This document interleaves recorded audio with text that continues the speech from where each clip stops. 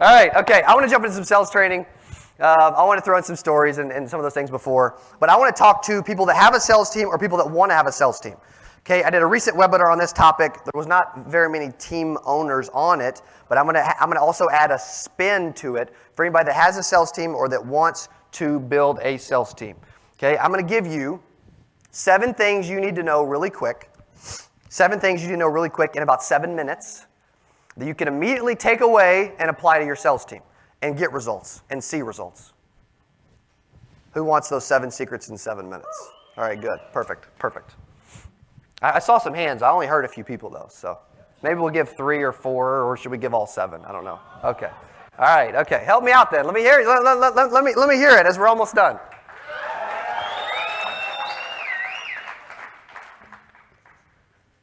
The first one.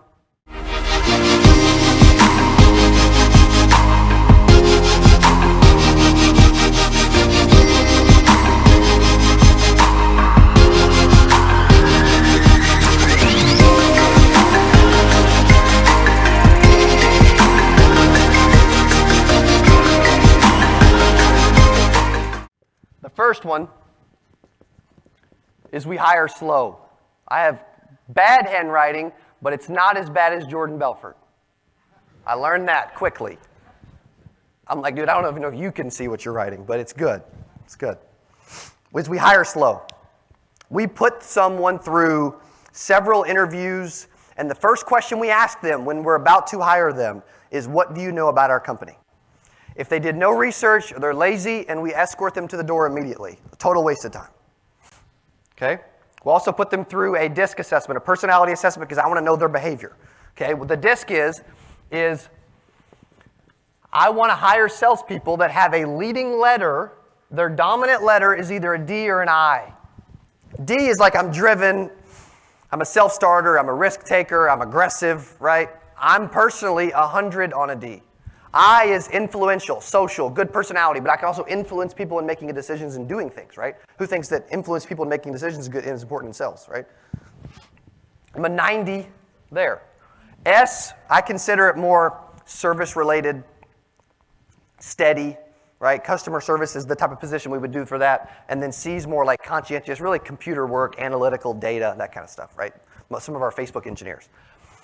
We put them through this, and if they have a leading letter of a D or I, when we're recruiting salespeople, we will invite them to a second interview, where we will bring in a sales director to explain how working at our office has changed their life, this and that, and they're able to share their experiences, a testimonial, kind of like Silver did earlier, and they're able to share with them why they are fortunate to get to work with us in our office.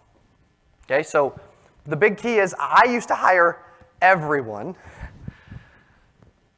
Now Andy does all the interviews, and we hire very slow. Very, very slow. We take our time, right? It's a privilege to be on our sales team. It is. You know, they make phenomenal money, and at any point, if they don't view it as such, I don't want them working there, right? So we hire slow. We also fire fast as I move into that. If I'm seeing patterns that's over and over, within the first 24, 48, 72 hours, I'm cutting ties at that moment. There's no reason, if you're seeing it that early, it's going to come up again, you know? And a lot of us are too afraid to be honest people. Judge and Matt just talked about that yesterday. Most of us are scared to be honest with people we work with. So we fire fast. We also have quotas in the first 15 days, 15 business days. If they don't hit them, hasta la vista, baby. Okay? Hire slow, fire fast. Third is we set expectations out of the gate. As I'm trying to figure out how to spell it. Okay, set expectations out of the gate.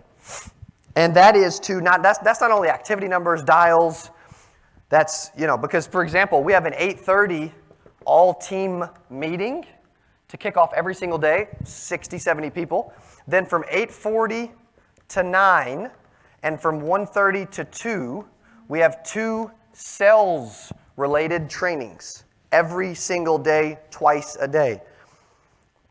If it's good enough to do it one day, it's good enough to do every day, right? So we do this every single day, 2 times a day, and we set the expectations that when you're in this meeting, you're going to be paying attention, you're going to be taking notes, you're not going to be late, you're not going to be on your phone, you're not going to talk to customers. Like if they're in the room and they're on the phone with the customer about to start a sales training, and they don't get off, I will physically walk over. So sorry, I'll call you back in 5 minutes and hang up. I don't care if they're about to make the sale or not. I don't care. Because this time is the most important part of the day. And you got to set the tone early. Most people do not set the tone early with their sales team. And they let people get away with stuff, and before you know it, they're in a rut, they're unmotivated, and you're like, oh my gosh, man, I don't know what to do because none of my salespeople freaking care. That was me 2 years ago. That will never be me again. So we set expectations up front. We also track their activity. Daily. We have leaderboards around the office tracking all their activity so that we know every second of every day what's going on. I want to know dials. I want to know conversations. I want to know talk time. I want to know sales. And I want to know revenue. Okay, so we are literally tracking their activity constantly. We also have a whiteboard really exactly like this in our office. And we keep track of their week on a whiteboard. Everybody's got to go up and put. So each day, this would be like Monday, Tuesday, and then we have a total box at the end. If you want, shoot me an email, Cody Askins. I'll send you a picture because this is not what it looks like, okay? We have them insert dials, conversations, sales, and money at the end of each day. They have to physically walk up before they leave and fill it out. Because who wants to walk up and do that every day? Nobody. Especially if this is the type of personality they are. They hate it, right? So again, we're tracking activity, and then we can see daily numbers, weekly numbers, monthly numbers, the previous week, the previous month, and we're able to track that for every single rep in our office. Okay, so after tracking activity, we already talked about this briefly. We train every single day, but when we train, it's videos. Like I have a CA sales system that you've probably seen around that we released this year that has over 450 modules and quizzes and is specifically built for insurance sales teams to plug in and train every single day. And it's me on all the videos, as well as a monthly live Q&A that's group style for anyone that's a member of our sales system or any team or any agent to actually get on and be specifically trained by me every month, physically as well, not just video content. Okay, so we're training every single day. We're watching videos. We're role-playing.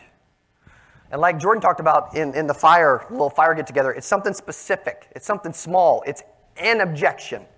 It's this phrase. It's how to ask for the business with this. It's the client says this, and what do you say? It's our intro pitch, so that when we get on the phone the first time, we're not rusty. Who's ever made a call and you're like, dude, I screwed that up. I felt rusty, that sucked, and I hope I never do that again, right? We just lost money. You lost money, I lost money, and we're operating a business because we're not a charity because we want to make money, right? So we are improving every single day. They are getting better every single day. That's the point. Okay, then we jump into some energy activity. Jumping jacks, push-ups, squats, run around the building, something. Again, because I need their energy up. If they woke up at 7:30, they got to the office at 8:30, and that's pretty much, I consider that sleeping in, by the way. They get to the office, and maybe they haven't had coffee, or they're running late, or they're stressed out, or they're, whatever. I need to wake them up. They can't float through the day and finally wake up at 10, 11 o'clock. It's just, that's dumb. So energy activity, and then a little 1, 2, 3 cells, or they do like a Ric Flair or Woo on Wednesdays. I don't know. They change it up, but something is like, and the people that came to the retreat, how much was our sales room freaking buzzing, man? It's like we got music playing in the background to help the energy. The culture and the room is just, it's buzzing. It's fun. It's like, no one wants to go to an office, sit in a cubicle or in a random office, and be all alone with no music, no supervision. Whether they say they don't want supervision or not, they do, I promise, because when they get supervision, they make more money. So like, I don't know why they wouldn't, okay? So we train daily. 2 more, real quick. We're going to bring Nate up. We do a monthly P&L on every single salesperson. If I'm spending money on them in any way, I want to see if I lost money or made money. And if we lose money 2 months in a row on somebody, we let them go. Doesn't happen more than once. Pretty rare because of how structured our systems are in our office. So monthly P&L. If you want an example of that, Andy can probably get it to you. Okay? And then the last one is focus and urgency. For our marketing sales team, Landon just released a new Xbox 5 series, something Xboxy, I don't know. Some prize, some contest that I think he got the idea from JB or somebody. Somebody released an Xbox contest on Facebook or something. I think we stole the idea. I don't know. For our sales team. And we are constantly looking for ways to re-energize, to refocus. We'll have random spiffs. We'll give stuff away. We'll give out cash. I'll walk in and say, all right, the next person to make a sale gets $100, right? Something, right? So that we're always increasing the focus and the urgency. We had several contests lined up for this year that didn't happen. For like winning a trip to the NBA Finals and the World Series and all this stuff. We're paying them in different ways when they win those contests, but some way to keep their attention, right? To keep the urgency up. And so we'll do like random sales where we're like, we're selling this for the next 24 hours, and the leader wins something, right? To keep them enthused and to keep the focus and the urgency up, all right? So, if I'm ever able to work with you or your sales team, I would love to. That's my passion is sales training and helping teams get to another level. I've learned a ton over the last few years on doing that in organizations that I used to be absolutely horrible at. Okay, and some of you are probably in the shoes I was in, and it sucks, and you want to eventually get out. Thank you. And let's bring up Nate Offord in a second. Appreciate you guys. Thank you, Cody. Hey, if you enjoyed this, I got another one you're going to love. It's right there. Click on it. See you in there. Boom. Hey, one of the biggest things I get asked, man, is, dude, how do I go from 0 to 6 figures? And I'm going to talk through some of the stuff in the book right now of how you can do this, because you can. I'm telling you, if I did it, you can too.